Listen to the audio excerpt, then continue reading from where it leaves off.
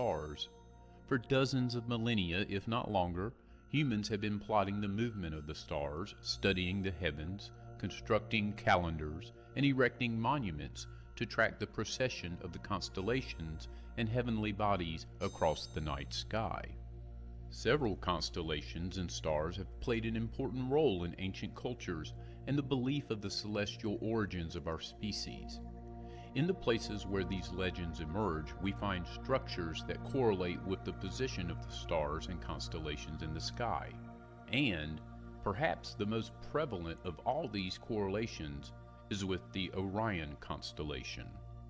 The constellation of Orion is one of the most prominent and recognizable constellations in the sky, as its location on the celestial equator allows it to be seen all over the planet. Named after the Greek demigod Orion in the 8th century BC, when connected, the stars form the head, shoulders, belt, and feet of a man, and according to Greek history, Orion was a giant born with superhuman abilities. When the Greek hero was eventually slain, he was placed among the stars for eternity. The current academic paradigm has an inconvenient conundrum when it attempts to reconcile this Orion alignment that matches up precisely to various structures in ancient Egypt, central Mexico, and the American Southwest.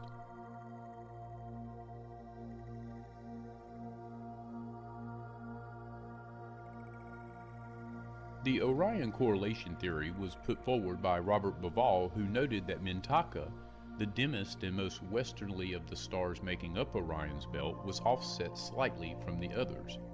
Bauval then made a connection between the layout of the three main stars in Orion's belt and the layout of the three main pyramids in the Giza Pyramid complex.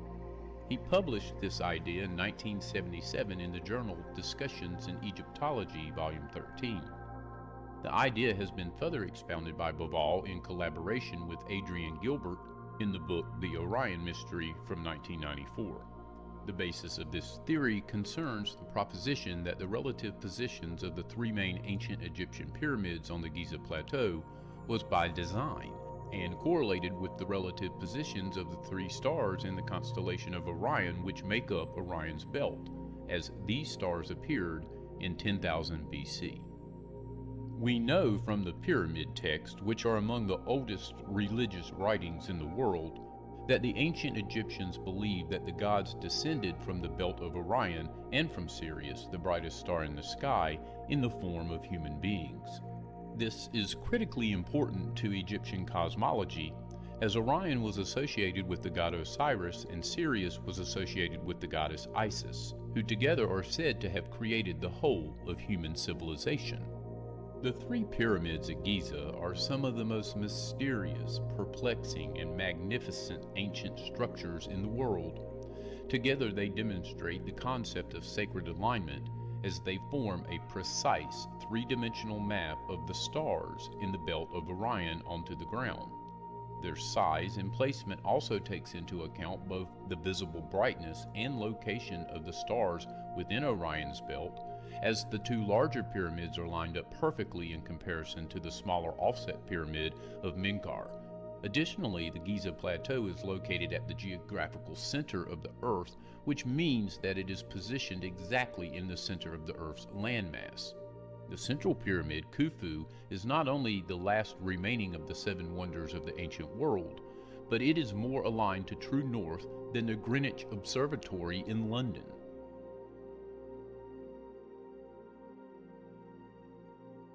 Professor Emilio Spedicato offers an alternative approach to the one of Bauval and Gilbert.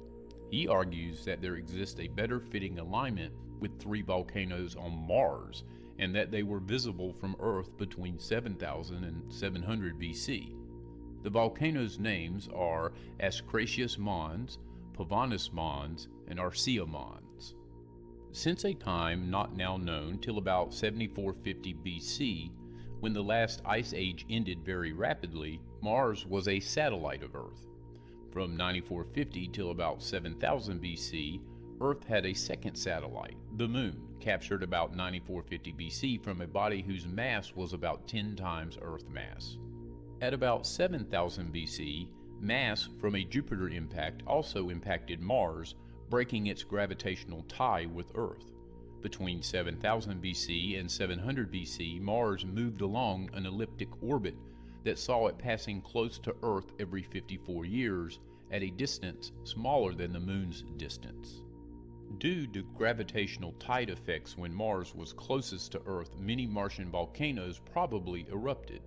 Assuming that the close passage stimulated eruptions, the volcano's fire and smoke, well visible from our planet, would have made a terrifying event for the observers. The three volcanoes were probably characterized by sacredness and replicated on Earth by three somewhat similar structures at Giza.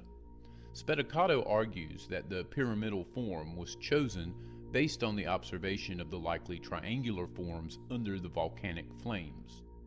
Between Bauval's Orion explanation and Spedicato's Mars explanation, the archive is in agreement with Bauval.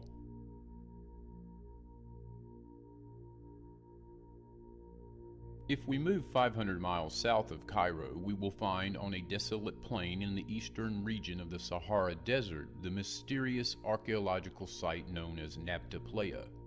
Discovered by a team of scientists in 1974, researchers believe the stones scattered here were once part of a vast ritual center for ancient civilization that thrived from 6400 to 3400 BC, just before the rise of the Egyptians. But Nabta Playa is different. It wasn't a settlement. One of the centerpieces is a circle that has been called the mini Stonehenge of the desert. For more than 3 decades, this circular stone structure and its intricate alignment to the stars of the Orion constellation have baffled archaeologists. The builders of Nabta Playa seem to be aware of a level of physics and understanding of mathematics that allowed them to build these structures in relation to the Orion constellation. Robert Bauval and astrophysicist Thomas Brophy have studied this configuration of this mysterious monument for more than 10 years. In their book Black Genesis, they suggest the stone circle is a star viewing diagram that aligns with the belt stars of Orion at the summer solstice. The calendar circle is the smaller stone arrangement, and the calendar circle represents a diagram that teaches how the sky moves long term. According to mainstream scientists, radiocarbon dating indicates the site was constructed nearly 7,000 years ago. Taking this time frame into account, Brophy studied the positioning of the gates and the center stones and discovered that it was then, in 4900 BC, when 3 of the center stones lined up precisely with the 3 of the brightest stars in the constellation of Orion.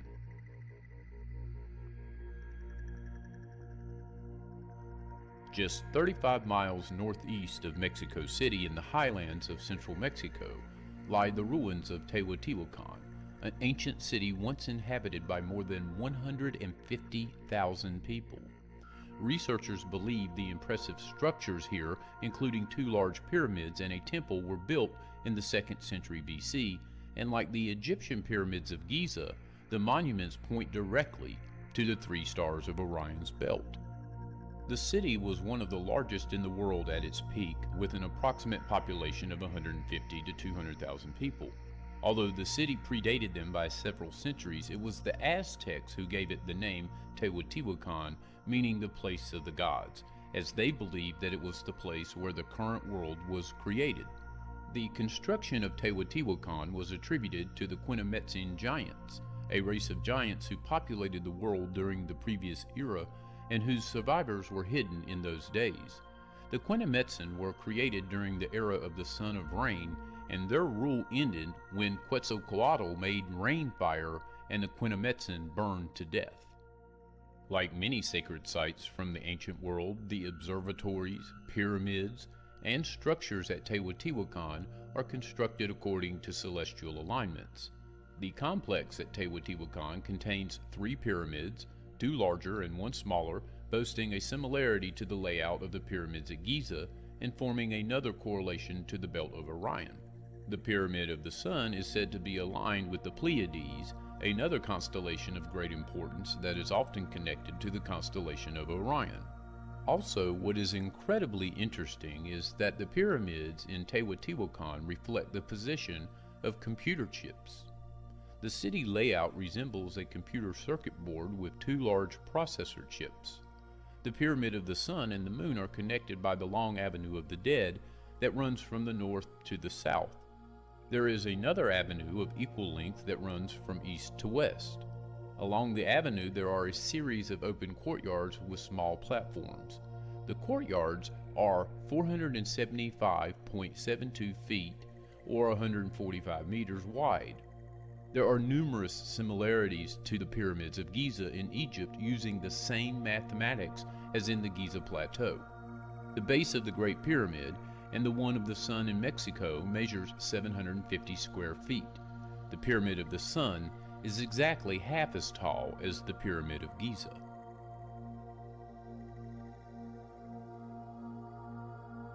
The Hopi are a Native American tribe whose cosmology, monuments, and landscape have a deep connection with the constellation of Orion. The Hopi migrated all over the southwest, and after a series of building villages and abandoning these villages, they came to these three primary mesas in northern Arizona. They call them the first, second, and third mesas. Their reservation, encompassing more than 1.5 million acres, consists of 12 villages. In his book, The Orion Zone, researcher Gary David shows that the constellation of Orion provides the template by which the Anasazi, the ancestral Hopi, determined the locations of their villages during a migration period that lasted centuries. He posits that the Hopi were spiritually mandated by a god called Masao. The natural structure of these three mesas mirrors the three stars in the belt of Orion, and it is said that this is why the Hopi chose to settle in this location. They believe this place to be the center of their universe, where they can make contact with the gods.